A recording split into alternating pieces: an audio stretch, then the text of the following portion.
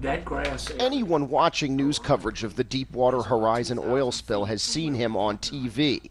But if you think Plaquemines Parish President Billy Nungesser is just another talking head, spend 30 minutes with him at work.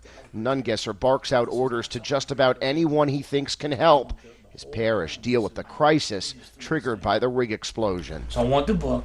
It's going to go to this congressman in California.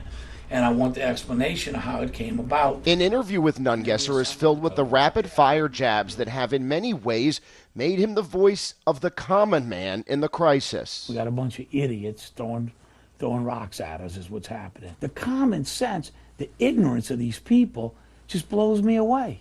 Anybody that would say we're better off with it in the marsh has got to be an idiot. His frequent targets are federal officials he says are blocking a vital berm project near the Chandeleur Islands, a man-made sand wall officials hope will block the oil headed into the marshlands.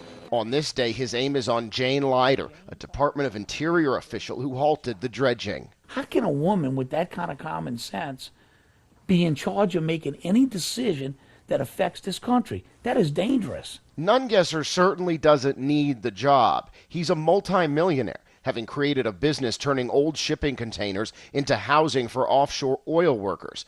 Nevertheless, he fights almost nonstop, taking on the stress and responsibility of being in the middle of the response. I see it in the eyes of the fishermen down here, of the people that ain't making a living. Where's the federal government and the people that are supposed to be on our side?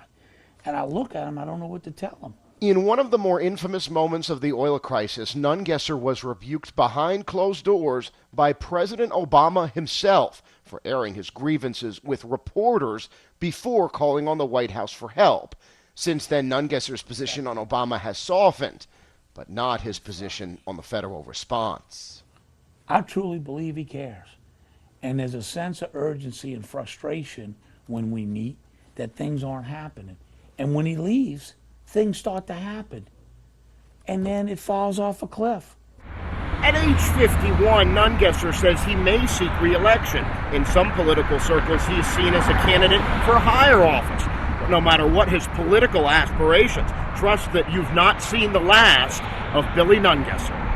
Jason Bronis, The Associated Press, New Orleans.